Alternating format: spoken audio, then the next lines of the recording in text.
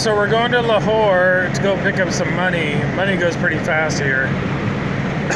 What's really interesting is that they've built these motorways, and they've done a pretty good job with. They have rest areas, gas stations with Kentucky Fried Chicken, and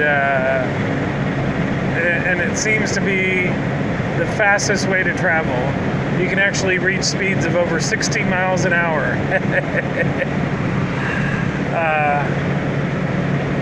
So here it is.